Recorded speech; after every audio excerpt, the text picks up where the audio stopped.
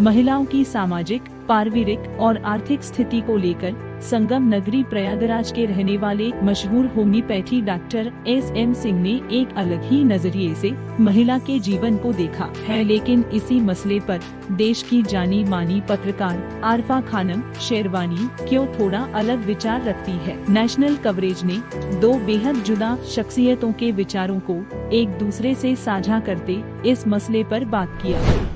यूं तो अंतर्राष्ट्रीय महिला दिवस पे हम आपको हर वर्ष महिलाओं की राय से रूबरू करवाते हैं और आपको उनकी राय से परिचित करवाते हैं। इस बार हम मौजूद हैं पूर्वी उत्तर प्रदेश के प्रयागराज में और वहाँ के उत्तर प्रदेश के प्रख्यात होम्योपैथिक चिकित्सक प्रोफेसर डॉक्टर एस.एम. सिंह साहब हमारे साथ हैं। उन्होंने महिलाओं के जीवन को एक नए नज़रिए से देखा है और क्या उनकी राय है इस पर, आइए हम आपको इससे रूबरू करवाते हैं। सर, आपसे हमारी अनौपचारिक बातचीत जो हो रही थी उसमें आपने महिलाओं के जीवन के ऊपर जो अपनी राय रखी वो हमारे दर्शकों के साथ साझा कीजिए। हाँ, धन्यवाद। विगत 48 वर्षों से मैंने चिकित्सा के क्षेत्र में ये देखा कि समाज को किसने क्या दिया, पुरुषों ने कितना दिया ये बात की बात है, महिलाओं ने कितना दिया समाज को, देश को, राष्ट्र को, परिवार को, उसकी चर्चा करने पर मैंने मरीजों के बीच में से देखा कि जो कुछ महिलाओं ने दिया है शायद ही कोई दे सके। एक छोटी बच्ची जब अपने पैर में बांध के आंगन में थकती है तो कितना सुख देती है अपने पिता को, ये उनसे पूछा जा सकता है। जब वो बेटी बड़ी होती है तो अपने भाई के हाथ में रक्षा बंधन करके एक राखी बांध के कितना सुख भाई को देती है, भाई से पूछा जा सकता है। जब बड़ी हो जाती है बेटी, जो अपनी माँ की बेटी थी अब वो माँ की दोस्त बन जाती है, जो माँ कपड़े पहनाती थी अब वो बड़ी बेटी माँ को कपड़े संभालती है, और वो जो माँ कंघी करती थी अब वो माँ के कंघी करती है। उनकी अच्छे दोस्तों में बड़ी करीब घनिष्ठता आपस में हो जाती है। और जब बड़ी हो जाती है तो जब उसकी ब्याह हो जाती है, क्योंकि दो दौर से महिलाएं गुजरती हैं, एक तो शादी ब्याह के पहले और एक शादी ब्याह के बाद बच्चा पालने, दो पड़ाव ऐसे हैं जो पुरुषों में नहीं होते हैं। अब वो जब उसकी शादी हो जाती है तो वो कहीं भी जा कर के एक बच्चे को जन्म देना, एक बेटे को जन्म देना, एक शिशु को जन्म देना, ये कौन और दे सकता है।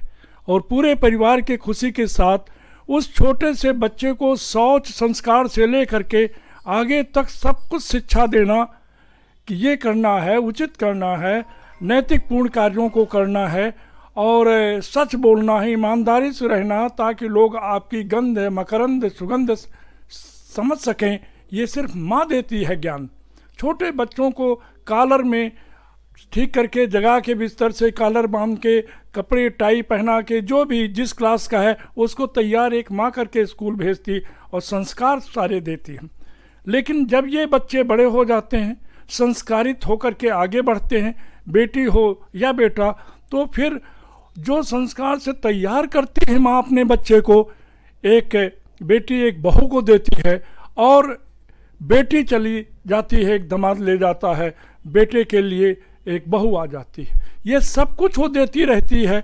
किस भाव से, किस मनोभाव से, यह एक महिला से पूछा जा सकता है। उसके बाद वो जब बच्चे पैदा होते हैं, एक छोटे से बच्चे को जन्म देते हैं, तो भी वो किस तरीके से अपने नाती पोतों के लिए प्यार देती है।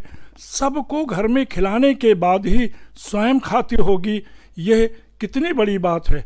इस बीच में एक महिला अपने छोटे बच्चे को जो लोरी सुनाती है, और विद्वानों का मत है, ये वैज्ञानिकों का मत है कि उस लोरी से उसमें गुड फील हार्मोन पैदा होते हैं, उस लोरी से उसको सुखानुभूत महसूस होती, चिकित्सकों का भी मत है।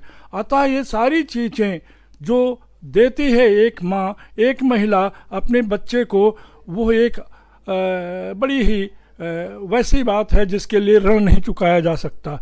मैंने ये देखा कि कुपोषण उन महिलाओं में होता है जिनको पूरे परिवार को खाना खिला देती हैं, उनके लिए गांव में बचता है कितना कि नहीं, अपने बेटे के दोस्तों को खाना खिला देती, अपने पति के मित्र आते उनको सबको खिलाने के बाद जो बचता है बेचारी खाती हैं, इसीलिए कुपोषण भी महिलाओं में होता। अब ये सब कुछ होने के बाद एक महिला खड़े होकर के 50 साल की उम्र में अपने आप से पूछती है अवचेतन मन से कि क्या पाया क्या खोया। तो उसने सोचा घर से छोड़ के यहाँ तक बाल बच्चों को भी जिनको संस्कारित करके बड़ा किया, सब कुछ मैं देती चली गई समाज को, मेरे पास कुछ भी नहीं बचा। अतः एक कुशल पुरुष जो बड़े कामकाजी हैं, कार्य बहुत दिन भर काम करते हैं, उनके भी योगदान में उस महिला का इतना ध्यान रहता है कि क्या नाश्ता होगा, क्या खाना होगा, कौन से कपड़े होंगे, कैसे जाएंगे, आदि आदि ये उनका कंट्रीब्यूशन कभी भुलाया नहीं जा सकता। अतः मेरा कहना ये है, ये मेरा मानना है, जो मैंने देखा कि जब ये बात उठती है कि पुरुष को कितना अधिकार दिया जाए, महिला को आधा दिया जाए, तो नहीं, महिलाएं पूजनीय हैं, वो देवी हैं, क्योंकि वो एक बच्चे को जन्म देती हैं, ये एक बड़ी भारी बात। अतः जहाँ पर नारियों की पूजा होगी, जहाँ पर नारियों को सम्मान होगा, रमन्ते तत्र देवता, यही मुझे कहना था। इन सब इतनी बड़ी जो खोने की चीज़ है, इतनी बड़ी जो त्याग करने के बाद किस तरह से एक आरफा खानम शेरवानी बन के उभरती हैं, जो एक समाज में एक मॉडल स्थापित करती हैं, और इतनी त्याग के बाद भी ऐसी सारी चीज़ें कैसे कर पाती हैं, ये आप बताइए। तो सबसे पहले तो जो आपका इंट्रोडक्शन था, थोड़ा मुझे उसमें आपत्ति है। मसला क्या होता है, मसला यहीं से शुरू हो जाता है असल में, जब आप महिला को एक नागरिक और एक ये मानव का दर्जा ना देकर उसको रिश्तों में जब बांध देते हैं, जैसे बेटी, बीवी, बहू, दादी, नानी, यानी कि उसकी अहमियत तभी है जब वो उसका एक पुरुष से संबंध है। जैसे कहते हैं कि बेटी को आगे बढ़ाओ, बेटी को पढ़ाओ, अगर वो बेटी नहीं भी है तब भी वो इंसान है। दूसरी बात, वो भारत की नागरिक है। तो मुझे लगता है सुधार की शुरुआत यहाँ से होनी चाहिए कि महिला एक इकाई है, ठीक इसी तरीके से जैसे पुरुष एक इकाई है। ये समझने में मुश्किल होगी थोड़ा, लेकिन अगर हम कोशिश करें तो इतना भी मुश्किल नहीं है कि समाज को इस तरह से बना दिया। जी हाँ, तो महिला को सबसे पहले एक इंडिपेंडेंट इकाई के तौर पर तैयार करना पड़ेगा। ये पहली शर्त है कि वो महिला, उसका अपना सपना है, उसका अपना एक दुनिया देखने का नज़रिया है, उसे वो इतनी आज़ादी मिल सके कि वो अपना वर्ल्ड व्यू बना सके। यानी वो हो सकता है आपकी बहन हो या हो सकता है आपकी पत्नी हो, लेकिन उसका नज़रिया आपसे अलग हो सकता है, क्योंकि जो डिसेंट है, जिसे हम कहते हैं असहमति का अधिकार, वो सबसे पहले घर में मिलना चाहिए। कि मैं अपने बाप से एग्री नहीं करती, मैं अपने भाई से एग्री नहीं करती, मैं अपनी माँ से एग्री नहीं करती, मेरा अपना सोचने का नज़रिया है। तो एक आज़ाद ख्याल जो औरत है, the idea of a free woman, पूरी दुनिया को डर लगता है इससे कि एक महिला, एक आज़ाद ख्याल, एक आज़ाद महिला, और यही शर्त है कि एक सशक्त महिला वही हो सकती है जो आज़ाद महिला हो। तो मेरा अकेला जो मैसेज है महिलाओं को वो ये है कि अपने को रिश्तों से अलग देखने की कोशिश करें।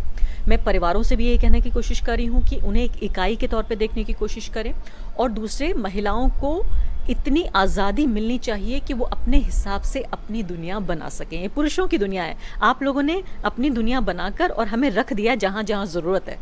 हमें वो दुनिया नहीं चाहिए, हम अपनी दुनिया खुद बनाना चाहते हैं।